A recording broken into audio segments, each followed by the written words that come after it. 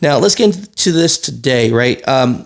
When they say don't talk about politics, man, I'm telling you, people have been killing me lately, right? Talking about things that affect the trucking industry. And yesterday we made a video about, the EPA talking about the biggest history of deregulation of everything that's Biden and Harris administration when it comes to all these electric mandates, right? And so we talked a lot about that before. I'll put a clip at the end of this video so that you guys could see what the EPA talked about exactly.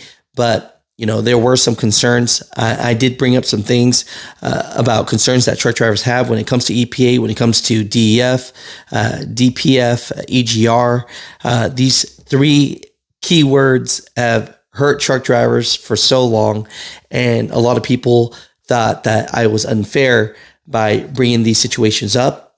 So in yesterday's video, I asked the big question, what does that really mean for a DPF, EGR, and DEF, right? Because that has been a pain for truck drivers for so long, and it was hurtful for me. It hurt my pocket, and it kept me in the shop for hours upon hours, right? And so there's a lot of truck drivers out there that are saying, I hope the EPA, rolls it back from everything that is the Biden and Harris administration.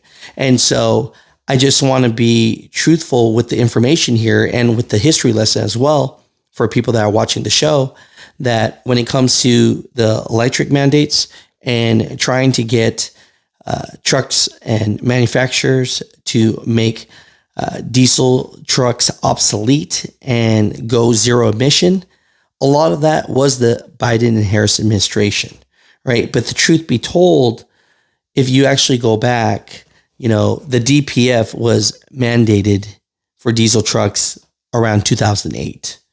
And who was the president back then? It was George Bush Jr., right?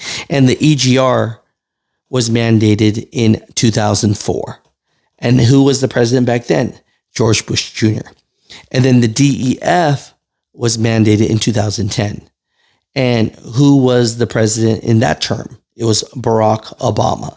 So, Mutha truckers, I didn't know that truck drivers did not know this, and we were just bringing up some information. But just to state it clear, okay? The EPA is winding back things that the Biden and Harris administration were doing. And these things like the DPF, EGR, and DEF were mandated way before the Biden administration ever came into play. Okay. So, I thought that would be interesting information for people. Now, do I think that they should roll those things back? Yes. Are the chances of this happening? We'll stay tuned to see what happens. But what the EPA stated was that they were going to roll back, and deregulate the things that the Biden administration and Harris administration were doing. So my truckers, comment down below. Just want to share this information. I think it's so funny because I am so truck driver first, and I share information, and people want to pin me on a side, and I am the side for truck drivers, and I'm here to share information that I know will affect your lives. Right. And so, my truckers, comment down below. I wish for all of these mandates to get rolled back because they are hurting the trucking community. But not all of it is on the Biden and Harris administration. And, I guess that's important to state because the comments were going wild on me, just crazy on me. But hey, we're here for open dialogue. My truckers, comment down below. Just want to share this information for the ones that did not know. So, yes, I think it's a good thing that we are deregulating a lot of these things because I don't think electric trucks are in our future. They just don't have the infrastructure and it's just not here. We'll wait to see what happens.